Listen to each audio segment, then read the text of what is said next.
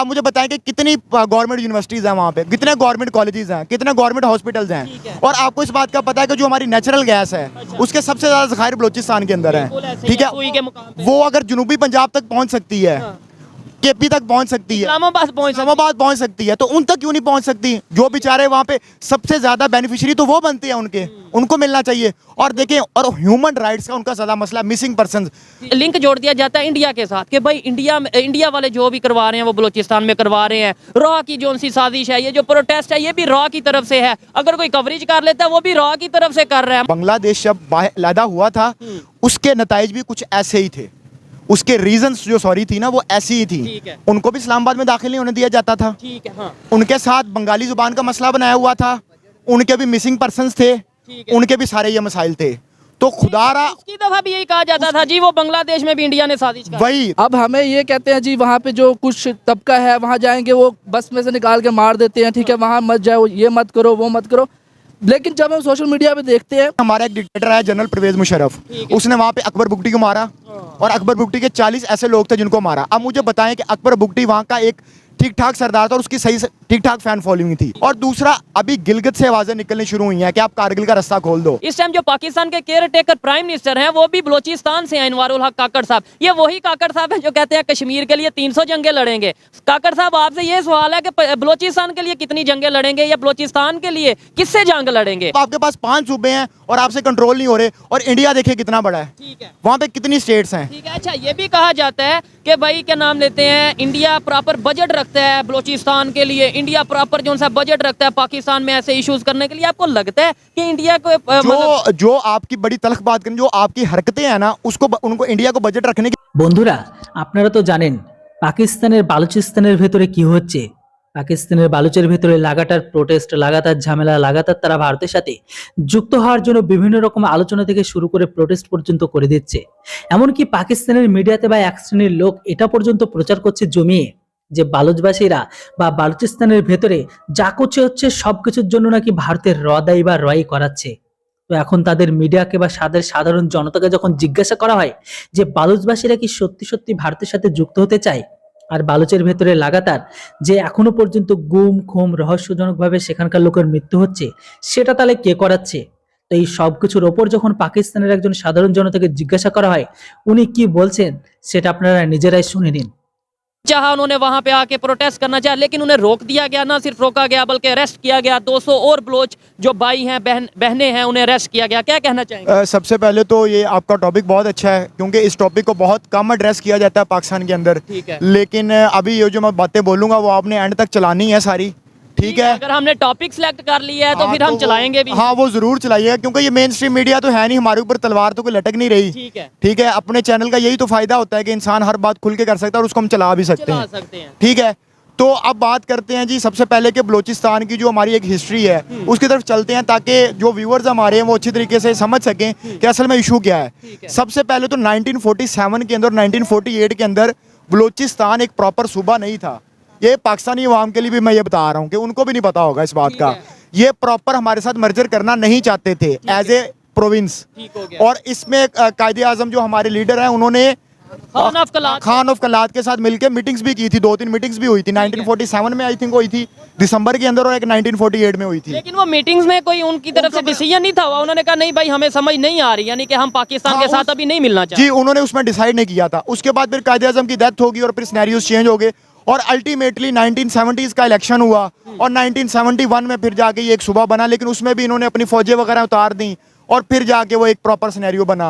तो अब मसला यहाँ पे इस दफा ये आ रहा है कि अब उनके जो मिसिंग पर्सन्स हैं, कि बहुत ज्यादा लोग वहाँ पे मिस हो रहे हैं, वो मिस करने वाले कौन है, कौन लोग हैं जो उनको उठा के ले जाते हैं। और वहाँ पे आपको पता है कि अब बलूचिस्तान के अंदर अब जो वो महरांग बलोच है, वो जो पॉलिटिकल एक्टिविस्ट भी है, सोशल एक्टिविस्ट भी है, वो लेके आई है। अब देखें, डेमोक्रेसी के अंदर तो हर बंदे को हक है कि वो एहतजाज कर सकता है। ठीक है, यहाँ पे तो आप किसी को एहतजाज के साथ रोक नहीं सकते। ना वो बंदूकें लेके आए, ना वो डंडे लेके आए, वो एक पुरअमन एहतजाज करने के लिए आ रहे थे और उनको एहतजाज करने का हक देना चाहिए था। अच्छा, हमारी चीज ये है ना, हम ये डिस्कस करेंगे कि आखिर क्या वजह है, कौन सी ऐसी डिमांड्स है बलूचिस्तान के लोगों की। महरंग बलोच की अगर बात कर लें, वो कौन सी ऐसी डिमांड्स लेके आई थी। मैं एक चीज यहाँ पे देखने वालों को बताता चलूँ कि जो महरंग बलोच है, मैं काफी हद तक उन्हें जानता भी हूँ, उनके बारे में काफी मतलब ये है।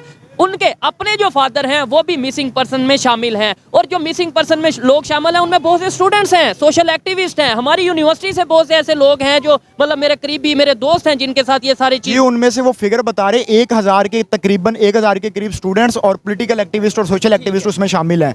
लेकिन मेन मसला हमारे यहाँ पे आता है कि जब आप एक चीज़ डिक्लेयर कर चुके हैं कि ये एक डेमोक्रेसी है, तो फिर वहाँ पे मिसिंग पर्सन का क्या तुक बनता है? वहाँ पे आप बलूचिस्तान के अंदर चले जाएं, अब देखें वो बेसिकली बात कर रहे हैं ह्यूमन राइट्स की, ठीक है। अब एक ह्यूमन राइट्स के अंदर खाना, रिहाइश, साफ पानी, बिजली की सहूलत, ये सब एक ह्यूमन राइट्स में आते हैं ना। तो आप मुझे बताएं कि 70% से ज़्यादा जो इलाका है बलूचिस्तान का, वो तो बेसिक फैसिलिटीज से ही जो है वो महरूम है। स्कूल कॉलेज यूनिवर्सिटी, आप मुझे बताएं कि कितनी गवर्नमेंट यूनिवर्सिटीज़ हैं वहाँ पे, कितने गवर्नमेंट कॉलेजेस हैं, कितने गवर्नमेंट हॉस्पिटल्स हैं, और आपको इस बात का पता है कि जो हमारी नेचुरल गैस है उसके सबसे ज़्यादा ज़खायर बलूचिस्तान के अंदर है, ठीक है। वो अगर जनूबी पंजाब तक पहुँच सकती है, केपी तक पहुंच सकती है, इस्लामाबाद पहुंच सकती है, तो उन तक क्यों नहीं पहुंच सकती? जो बेचारे वहाँ पे सबसे ज्यादा बेनिफिशियरी तो वो बनते हैं उनके, उनको मिलना चाहिए। और देखें, और ह्यूमन राइट्स का उनका ज्यादा मसला मिसिंग पर्सन का एक मसला, और दूसरा वहाँ पे एजुकेशन की फैसिलिटीज बिल्कुल ना होने के बराबर है। एक ये चीज हम डिस्कस करेंगे कि मिसिंग पर्सन मतलब आखिर क्या वजह, लाइक अगर कोई गलत करता है, मैं अपनी एग्जांपल देता हूँ, फॉर एग्जांपल मैं कुछ गलत कर रहा हूँ, पाकिस्तान के अगेंस्ट कर रहा हूँ, तो भाई कोर्ट में लेके जाएं, मुझे सजा दें, जो भी करें। और ऐसे ही जो मिसिंग पर्सन है अगर वो कुछ गलत कर रहे हैं, इलीगल एक्टिविटीज में इन्वॉल्व हैं, मैं खुद कहता हूँ उन्हें सजा मिलनी चाहिए। लेकिन मिसिंग पर्सन वाला बात समझ में नहीं आती, जो गलत है उसे सजा मिलनी चाहिए। क्या समझते हैं ना, हमारे मेन स्ट्रीम मीडिया पे कवरेज की जाती है, और जो कोई जर्नलिस्ट या कोई भी अगर कोशिश करता है तो उसको भी बहुत सी मुश्किलात का सामना करना पड़ता है। बलूचिस्तान के अंदर कुछ लोगों का ये कहना है कि वहाँ के ऊपर वो कबायली जो इकट्ठे होकर वो पाकिस्तान के खिलाफ को बात करते हैं या पाकिस्तान के खिलाफ को ग्रोह बनाते हैं। सबसे पहले तो आप उसको अदालत के अंदर साबित करें, ठीक हो गया, ठीक है। हम ये सोचेंगे वो क्यों पाकिस्तान के खिलाफ बात करते हैं, सबसे पहले तो वो क्यों बात करते हैं, मैं आपको बता देता हूँ।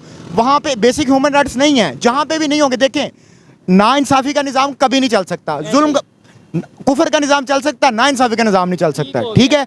तो वहाँ पे जब आप इस तरह का निज़ाम लेके, जहाँ पे ह्यूमन राइट्स नहीं है, जहाँ पे बेसिक फैसिलिटीज़ नहीं है, तो वहाँ पे लोग सर उठाएंगे। और दूसरा, अगर वो कानूनी तौर पे गलत है तो आप उनको अदालत के अंदर लेके आएँ, कोर्ट्स के अंदर लेके और उसका फैसला करें। और दूसरा, आप मुझे बताएं कि हमारी केपी की भी एक पॉलिटिकल पार्टी है, हमारी पंजाब की भी एक पॉलिटिकल पार्टी है, और सिंध की पॉलिटिकल पार्टी है। पार्टीज हैं, बड़ी पावरफुल पार्टीज हैं, जिनमें मुस्लिम लीग नून जो हमारी पंजाब की है, पीपल पार्टी सिंध की है, और केपी के अंदर इमरान खान की है, पीटीआई की है। तो आप मुझे बताएं, वहाँ पे बलूचिस्तान की आप मुझे एक पार्टी बता सकते हैं? हर इलेक्शन पे एक नई पार्टी बनाई जाती है। बलूचिस्तान अवामी पार्टी है, लेकिन वो बलूचिस्तान अवामी पार्टी कैसे बनती है? दो यहाँ से लिए, दो यहाँ से लिए, दो यहाँ से लिए, पार्टी बन गई।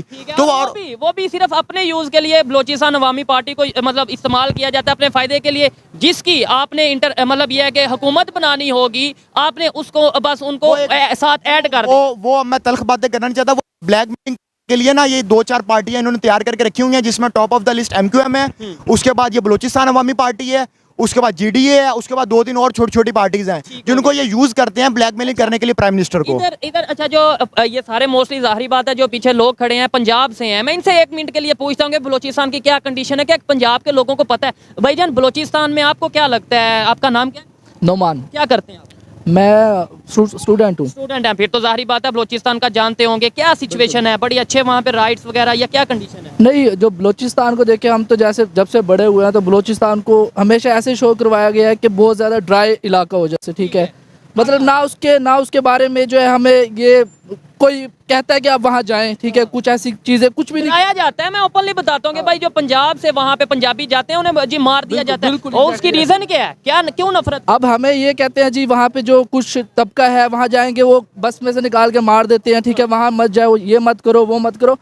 लेकिन जब हम सोशल मीडिया पे देखते हैं, कुछ फ्रेंड्स हैं मेरे, ठीक है, वो बलूचिस्तान से, तो वो ऐसे शो करवाते हैं कि यार इससे प्यारा इलाका कोई नहीं है, ठीक है, उनके पास अच्छी गाड़ियाँ हैं, अच्छा लाइफस्टाइल है, ठीक है, तो वो बड़ी रिस्पेक्ट भी करते हैं। तो फिर जब हम ये सोचते हैं ना, वो जो आप जिन दोस्तों की बात कर रहे हैं, अच्छी गाड़ियाँ, अच्छा लाइफस्टाइल है, वो सरदारों के जो बेटे होते हैं, जो खास तौर पे जाहिर बात है जो यूनिवर्सिटीज में लाहौर में आके पढ़ने आते हैं, वो इस लायक होते हैं, इतना पैसा वेल सेटल होते हैं, तो वो आते हैं। लेकिन जो मेजोरिटी वहाँ पे आबादी है वो बहुत बुरे हाल में। मैं बिल्कुल आपकी इस पॉइंट से बिल्कुल एग्री करता हूँ, वहाँ पे मेजोरिटी बुरे हाल में। लेकिन मेरे कहने का मतलब ये है कि जब आप किसी इलाके के ऊपर फोकस ही नहीं करेंगे, आपने जब उसको थर्ड वर्ल्ड इलाका करार दे दिया, वहाँ पे आप हमें डरा रहे हो, जो एक मजबूत तबका है इस मुल्क का जो टैक्स पे करता है, ठीक है, जो आप उनको डरा रहे हो कि भाई आपने इस इलाके में नहीं जाना, ठीक है, ये हमारा है ही नहीं। आप एक चीज बताएं कि कहाँ पे मोहब्बत शो करवाई जाती है बलूचिस्तान के लिए? पार्टी छोड़ देती है, ठीक है, हुकूमत छोड़ देती है, वहाँ उन्हें उस तरीके से फैसिलिटेट नहीं दिया। अच्छा अपना क्या नाम लेते हैं, दिलशाद भाई, ये देखें यहाँ पे पंजाब के लोगों को भी आइडिया है कि वहाँ पे उस तरीके से राइट नहीं दिए जा रहे, जो खासतौर पे एजुकेटेड हैं। ये बताएं कहीं ना कहीं लिंक जोड़ दिया जाता है इंडिया के साथ कि भाई इंडिया वाले जो भी करवा रहे हैं वो बलूचिस्तान में करवा रहे हैं। रॉ की जो सी साजिश है, ये जो प्रोटेस्ट है, ये भी रॉ की तरफ से है। अगर कोई कवरेज कर लेता है वो भी रॉ की तरफ से कर रहा है। मतलब इस तरीके से फंडिंग हो रही है, ये चीजें। जी, मैं अपने जो पावरफुल लोग हैं, जो हमारी गवर्नमेंट है, उसका ध्यान इस तरफ लेके आना चाहता हूं कि बांग्लादेश जब पैदा हुआ था उसके नताइज भी कुछ ऐसे ही थे। उसके रीजंस जो सॉरी थी ना वो ऐसी ही थी। उनको भी इस्लामाबाद में दाखिल नहीं होने दिया जाता था। ठीक है, हाँ। उनके साथ बंगाली जुबान का मसला बनाया हुआ था, उनके भी मिसिंग पर्सन्स थे, उनके भी सारे ये मसाइल थे। तो खुदारा उसकी दफा भी यही कहा जाता था जी वो बांग्लादेश में भी इंडिया ने साजिश की। वही तो मैं आपको वही उसी चीज से, अगर खुदा ना खास्ता अगले 30 साल बाद हमें वही नताइज ना भुगतने पड़े जो हमने बांग्लादेश की दफा भुगते हैं। क्या आपने 30 साल मेरे ख्याल से बहुत ज्यादा बता दिए। जो सिचुएशन चल रही है, अल्लाह ना करे ऐसा हो, मैं कहता हूँ 300 साल भी ऐसा ना हो, लेकिन जो सिचुएशन चल रही है वहाँ पे आप किसी से भी बाहर राइट नहीं दिए जा रहे, बेसिक फैसिलिटीज नहीं दी जा रही। वो तो आप ये देखें कि जो हमारा, हमेशा मैं आपको फर्क करता हूँ कि डेमोक्रेसी और डिक्टेटरशिप के अंदर। अब देखिए हमारा एक डिक्टेटर है जनरल परवेज मुशर्रफ, उसने वहां पे अकबर बुगटी को मारा और अकबर बुगटी के 40 ऐसे लोग थे जिनको मारा। अब मुझे बताएं कि अकबर बुगटी वहां का एक ठीक ठाक सरदार था और उसकी सही ठीक ठाक फैन फॉलोइंग थी। फैन फॉलोइंग वो पढ़ा कहाँ? ऑक्सफोर्ड से पढ़ा, ऑक्सफोर्ड पर से पढ़ा हुआ था। अब मुझे बताएं कि जब उसके फॉलोअर्स को इस चीज का पता चलेगा तो वो तो यही समझेंगे ना कि पंजाब, केपी और सिंध जो है वो हमारे साथ ज्यादती कर रहे हैं। और अगर आप किसी 2-4 बलोचियों से इंटरव्यू कर ले, उनसे पूछ लेना, तो शायद वो भी यही बात करेंगे जो मैं आपको कह रहा हूँ। और दूसरा, अभी गिलगित से आवाजें निकलनी शुरू हुई हैं कि आप कारगिल का रास्ता खोल दो। खुदा ना खास्ता बलूचिस्तान से ये आवाजें कहीं ना कहीं निकल रही हैं, उसको दबाया जा रहा है। और अगर वो आवाजें निकलना शुरू हो गई तो हम फिर किस जगह पे खड़े होंगे? ठीक है, नहीं फिर हम सीधा सा इल्जाम लगा देंगे और जी ये साजिश हो गई। बताऊं कि 40 से 45% जो रकबा है वो हमारा पाकिस्तान का, वो बलूचिस्तान है। और वहाँ पे पाकिस्तान के सिर्फ 5% लोग रहते हैं। क्यों 5% लोग रहते हैं? पाकिस्तान का जो टोटल एरिया उसमें से ऑलमोस्ट 45%, जो 45% एरिया वो बलूचिस्तान का है। और हमारे यहाँ वहाँ पे पूरे पाकिस्तान की सिर्फ 5% पॉपुलेशन उधर रह रही है। क्यों रह रही है 5% पॉपुलेशन? क्योंकि वहाँ पे बेसिक फैसिलिटीज नहीं है जो कि इंसानों के रहने के लिए जरूरी होता है। तो इस वजह से अभी मैं हमारे जो हुक्मरान हैं, जो हमारे गवर्नमेंट के इदारे हैं, उनको सिर्फ यही कहता हूँ कि अभी होश के नाखून ले लें। ये ना हो कि 25 से 30 साल बाद खुदा ना खास्ता कभी ऐसा हो। हमारी ख्वाहिश नहीं है ये, लेकिन हम आपको पहले बता रहे हैं क्योंकि सेम यही चीजें जो होती वो बंगालियों के साथ भी हुई थी। और आज वो हमसे ऊपर चले गए। सारी जिंदगी हम ये कहते रहे कि 2% और उनका 2%, हम अब उनका टका जो है हमारे रुपए से ज्यादा मुस्तहक 3 रुपए के ऑलमोस्ट 3 रुपए का हो गया है। अच्छा, ये सिर्फ बलोचिस्तान का इशू नहीं है। हम गिलगित की बात कर ले, वहाँ पे भी बहुत से प्रोटेस्ट होते नजर आ रहे हैं। कश्मीर में बहुत से प्रोटेस्ट होते नजर आ रहे हैं। इवन आप कश्मीर के लोगों से जाके कोई इंटरव्यू कर ले, मतलब जिन्हें मेरी बातें बुरी लगती हैं, जाके एक दफा इंटरव्यू कर ले, दूध का दूध पानी का पानी हो जाएगा कि वो लोग क्या चाहते हैं। सब बातें छोड़ें, सिंधु देश, जो सिंध के लोग हैं वो कहते हैं हमने सिंधु, मतलब ये हर हमारे 5 सूबे हैं, 4-5 टोटल हमारे 4 सूबे हैं और एक वो साथ गिलगित की अगर बात करें तो हम हर सूबे में कोई ना कोई सेपरेशन मूवमेंट चल रही है या लोग खुश नहीं है।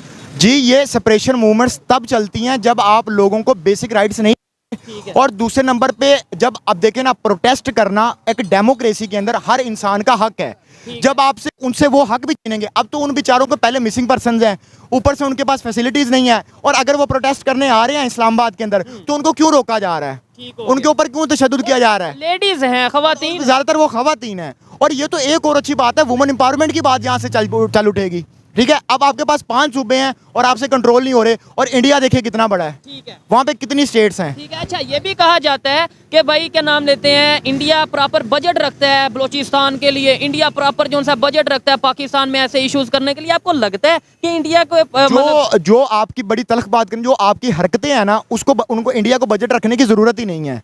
जो आप बलोचियों के साथ कर रहे हो और गिलगित बल्तिस्तान के लोगों के साथ और केपी के अंदर कबायली लोगों के साथ जो हो रहा है, और खासतौर पे साउथ पंजाब के अंदर जो सिस्टम चल रहा है और इंटीरियर सिंध के अंदर जो चल रहा है, ये मैं आपको सारे सूबों का गिनवा रहा हूँ। जो आप ये हालात कर रहे हैं ना, तो इंडिया को बीच में इन्वॉल्व करने की जरूरत ही नहीं है। लोग कब तक बैठे रहेंगे? लोग कब तक इस तरह इंतजार करते हैं? एक ना एक दिन जो होते चीजें निकलती हैं बाहर। क्योंकि अब सोशल मीडिया आ चुका है, कहीं ना कहीं एजुकेशन चाहे जैसी भी है पाकिस्तान में, लेकिन अब एजुकेशन, लोग एजुकेट हो रहे हैं और यूथ जो सी है अपना राइट मांगने की तरफ आ रही है। और आपने जो इंडिया की बात की कि भाई उन्हें तो इन्वॉल्व करने की जरूरत नहीं, उनका नाम लेने की जरूरत नहीं है, यही सेम बात इंडियन प्राइम मिनिस्टर जो नरेंद्र मोदी है उन्होंने भी की। उन्होंने कहा कि भाई पाकिस्तान से अब हमें जंग लड़ने की जरूरत नहीं है, ये खुद ही अपने मसलों में